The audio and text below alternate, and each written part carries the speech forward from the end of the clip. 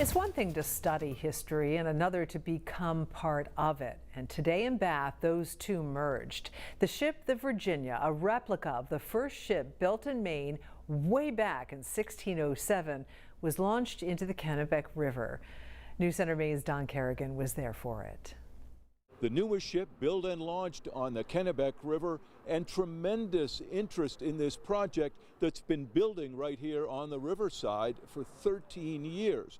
A huge crowd, probably 1,000 people on hand here in the building lot and next door at Waterfront Park, all to see the Virginia finally meet the Kennebec River.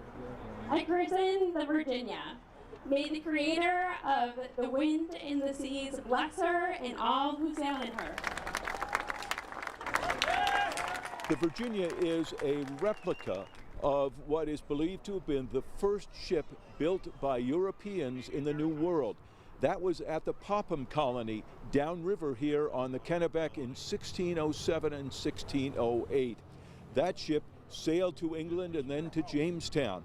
This one may not go quite that far. It also took a lot longer to build, partly because it was all done by a dedicated group of volunteers, and they faced delays because of funding, pandemic, and other causes. The director of Maine's first ship says the building of the Virginia exemplifies perseverance. Against the odds, this project has made its way into being. Early failures and a hesitation to move ahead could not stop Virginia's energy, and the reasonable doubts of some fueled the determination of others. That is often how things go. The organization has demonstrated that if you build it, they will come. The Virginia didn't slide into the Kennebec River the way they launched ships years ago. Instead, she was lifted gently by a pair of big cranes, swung out over the water, and then lowered slowly into the Kennebec River, then brought to dockside here. This is where she will sit for most of this summer. There is rigging work left to be done and some other things left to complete the Virginia, and then her new crew will need how to sail her.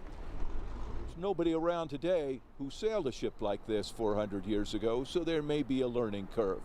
But then next summer, she will be here to take passengers on cruises up and down the river, learn the history and learn the river, and celebrate what they've taken all these years to build.